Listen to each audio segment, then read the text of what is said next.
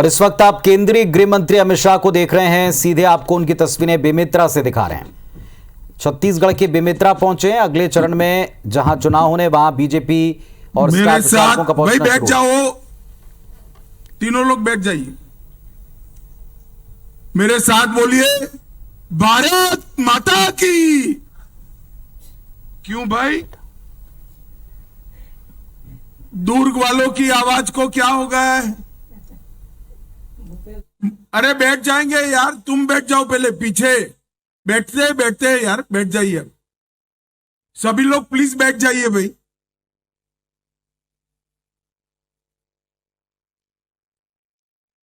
अरे बैठ जाओ भाई, वो दाढ़ी वाले भाई बैठ जाओ। कोई आ गया फोटो, कितने फोटो लोगे? बैठ जाओ। दुर्ग वालों की आवाज को भाई क्या हो गया है? तीसरी बार मोदी जी को प्रधानमंत्री बनाना है या नहीं बनाना है? 11 की 11 सीटें मोदी जी की झोली में डालनी है या नहीं डालनी है? विजय बघेल को फिर से सांसद बनाना है या नहीं बनाना है? तो ऐसी आवाज नहीं चलेगी। दोनों हाथ उठाइए, उठाइए दोनों हाथ। विजय के संकल्प की मुट्ठी बींचे और प्रचंड आवाज से बोलिए, भारत माता की जय श्री राम, जय जय श्री राम। मंच पर उपस्थित मेरे मित्र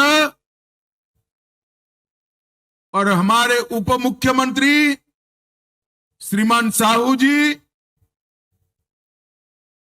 श्री दयालदास बघेल जी, राजेश मुणत जी, चंदूलाल साहू जी, राजीव अग्रवाल जी, अवधेश चंदेल जी, दीपेश साहू जी, श्री ईश्वर साहू जी, श्री गजेंद्र यादव जी, श्री ललित चंद्राकर जी, श्री रिकेश जैन जी,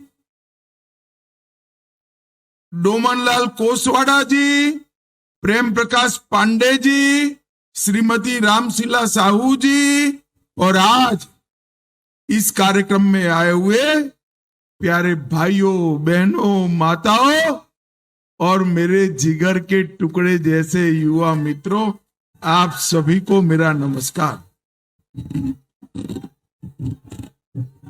भाइयों और बहनों, सबसे पहले मां भद्रकाली, शनि गणेश मंदिर और महामाया मंदिर को प्रणाम कर कर मेरी बात की शुरुआत करूं।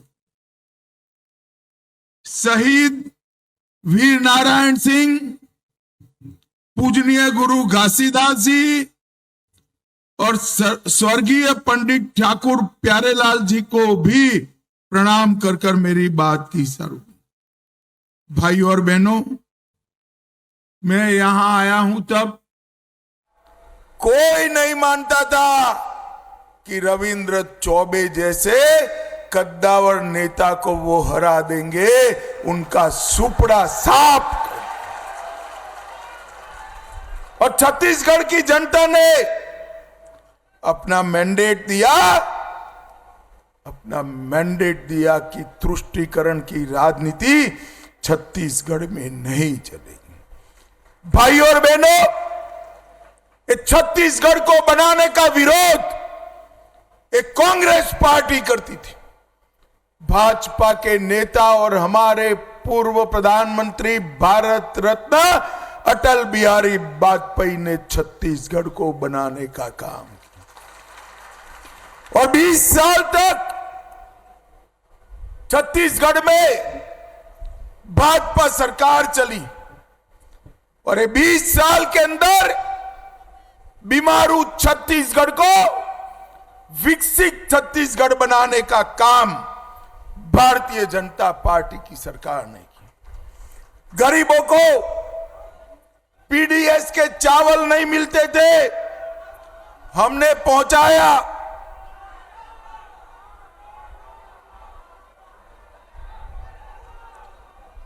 पीडीएस का चावल कुछ नहीं भाई, मीडिया वाले के लिए कह रहे, बैठ जाओ बैठ जाओ। पीडीएस का चावल पहुंचाया, धान का सही मूल्य निर्धारण का काम भारतीय जनता पार्टी की सरकार ने किया, और सबसे बड़ी उपलब्धि आने वाले 2 साल में छत्तीसगढ़ में से नक्सलवाद को हम समाप्त कर देंगे। भाई और बहनों, एक कांग्रेस पार्टी ने अपने राजनीतिक स्वार्थ के कारण नक्सलवाद का पालन पोषण करने का काम किया। मोदी जी जब प्रधानमंत्री बने 10 साल के अंदर समग्र देश से नक्सलवाद समाप्त हुआ, मगर छत्तीसगढ़ में बच गया, क्योंकि यहां भूपेश कक्का की पंजाचाप सरकार थी, इसलिए बच गया। परंतु जैसे ही आपने विष्णुदेव साय को मुख्यमंत्री बनाया, कमल फूल की सरकार बनाई, हमारे गृह मंत्री और मुख्यमंत्री ने 4 ही महीने में करीब करीब 90 नक्सलियों को समाप्त करने का काम भारतीय जनता।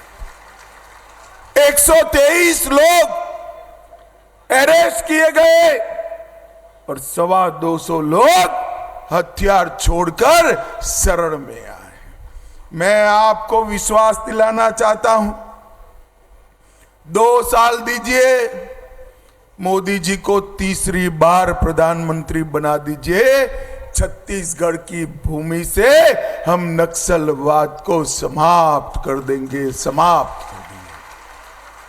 भाई और बहनों, आज मैं यहां आया हूं तब मोदी जी ने 10 साल में ढेर सारे विकास के काम किए, मैं उसकी बात बाद में करता हूं, परंतु मोदी जी ने कई काम तो ऐसे किए जो 1-1 हजार साल तक कोई कर ना पाएगा।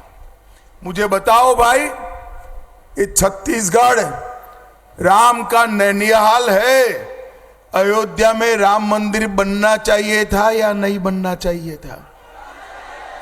जोर से बोलो, बनना चाहिए था या नहीं बनना चाहिए था? एक कांग्रेस सरकार 70 साल से राम जन्मभूमि के प्रश्न को अटका कर रखती थी, लटका कर रखती थी, भटका कर रखती थी। आपने मोदी जी को दूसरी बार प्रधानमंत्री बनाया, 5 ही साल में केस भी जीता, भूमि पूजन भी किया और 22 जनवरी को प्राण प्रतिष्ठा कर कर जय श्री राम।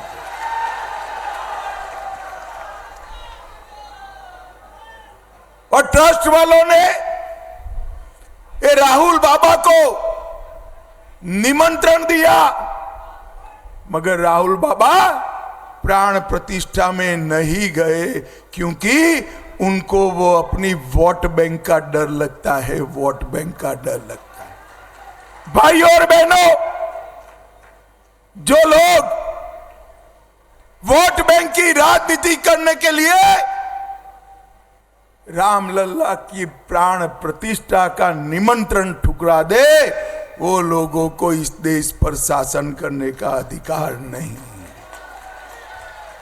दुर्ग वालों, मुझे बताओ, एक कश्मीर जो है हमारा है या नहीं है? अरे जोर से बोलो, खरगे तक आवाज जानी चाहिए, कश्मीर हमारा है या नहीं है? एक खरगे साहब कहते हैं राजस्थान छत्तीसगढ़ वालों का कश्मीर से क्या लेन देन है? अरे खरगे जी, इस देश को आप जानते ही नहीं हो, आयु भली से पार कर गए, इस देश को पहचान नहीं पाए। छत्तीसगढ़ का बच्चा बच्चा कश्मीर के लिए अपनी जान दे सकता है, जान दे सकता है। भाई और बहनों, फिर से एक बार एक कांग्रेस पार्टी अपने वोट बैंक की लालच में कश्मीर में धारा 370 को अनेक साल तक संभाल कर रखी। ए फोटोग्राफर, यहां जाओ। अब अनेक साल तक संभाल कर रखी और एक अनोरस बच्चे की तरह गोदी में बिठा दिया। आप सभी ने मोदी जी को दूसरी बार प्रधानमंत्री बनाया। मोदी जी ने 5 अगस्त 2019 को धारा 370 को समाप्त कर दिया और एक कश्मीर हमेशा के लिए भारत का हिस्सा बन गया। भाई और बहनों, मैं आपको बताना चाहता हूं, मैं पार्लियामेंट में जब कश्मीर का बिल लेकर खड़ा हुआ, ये विजय जी थे, राहुल बाबा कहते थे धारा 370 मत हटाइए। मैंने पूछा क्यों ना हटाए, तो उन्होंने कहा खून की नदियां बह जाएगी। अरे राहुल बाबा, 5 साल हो गए, खून की नदियां छोड़ो, किसी की कंकर चलाने की हिम्मत नहीं है। कंकर चलाने ये नरेंद्र मोदी सरकार है। नरेंद्र मोदी सरकार ने इस देश से आतंकवाद को समाप्त कर दिया। भाई और बहनों, यूपीए की सरकार थी, सोनिया मनमोहन की सरकार थी। आए दिन पाकिस्तान से आलिया मालिया जमालिया घुस जाते थे, बम धमाके करते थे, कोई कुछ नहीं करता था। आपने मोदी जी को 14 में प्रधानमंत्री बनाया, फिर से पाकिस्तान को आदत जो लगी थी, उरी और पुलवामा में हमला किया। मगर इस बार मनमोहन सिंह प्रधानमंत्री नहीं थे, नरेंद्र मोदी प्रधानमंत्री थे। नरेंद्र मोदी सरकार ने 10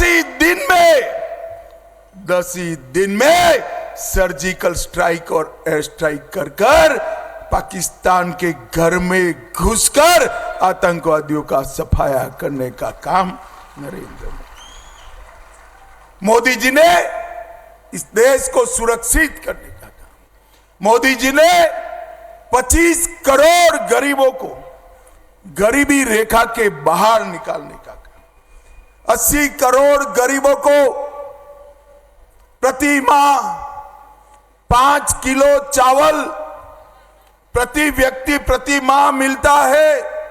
और मोदी जी को तीसरी बार प्रधानमंत्री बना दो, 29 तक मिलता रहेगा, कोई नहीं रोक पाएगा। 12 करोड़ शौचालय बनाकर गरीब माता बहनों को सुरक्षा और सम्मान देने का काम नरेंद्र मोदी जी ने किया। 4 करोड़ गरीबों के घर बनाए। और मैं कहता हूं, तीसरी बार प्रधानमंत्री बना दो और 3 करोड़ घर बनाकर घर बगर का पूरे देश में कोई नहीं रहेगा। 10 करोड़ लोगों को उज्ज्वला का कनेक्शन दिया, गैस का सिलेंडर दिया। ये माताएं बहनें बैठी हैं, सिलेंडर फिल करना पड़ता है ना, करना पड़ता है या नहीं भाई बताइए, करना पड़ता है ना। मोदी जी को तीसरी बार प्रधानमंत्री बनाओ, पाइप से घर में पहुंच जाएगी, सिलेंडर बिलिंडर की झंझट ही नहीं रहेगी। भाइयों बहनों, 14 करोड़ लोगों को घर में नल से जल देने का काम प्रधानमंत्री जी ने किया। और मित्रों, एक गजब प्रकार का चुनाव। एक और 23 साल तक मुख्यमंत्री प्रधानमंत्री रहा हुआ एक व्यक्ति जिसका नाम नरेंद्र मोदी है, 23 साल में उस पर 25 पैसे का आरोप नहीं लगा है, 25 पैसे। और दूसरी ओर 12 लाख करोड़ के घपले घोटाले करने वाले एक कांग्रेसी नेता, यूपीए के नेता इकट्ठा हुए। किसको चुनना है?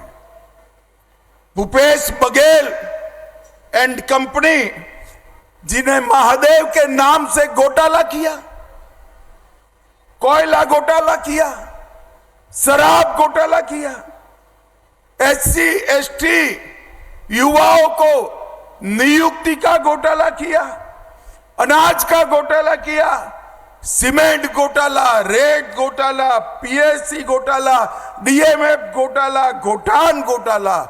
अरे शर्म करो भूपेश, देश भर के 75 साल के इतिहास में कई घोटाले हुए, गाय के गोबर को तुम अकेले खा गए। ये 12 लाख करोड़ के घपले घोटाले करने वाली कांग्रेस पार्टी आई है, फिर से नया कपड़े पहनकर घमंडिया गढ़ रामलीला मैदान में इकट्ठा होते और कहते हैं हमें चुनो, मोदी जी देश को बर्बाद कर देंगे। अरे मोदी जी ने देश को 11वें नंबर से 5वें नंबर का अर्थतंत्र बनाने का काम मोदी जी ने किया। भाई और बहनों,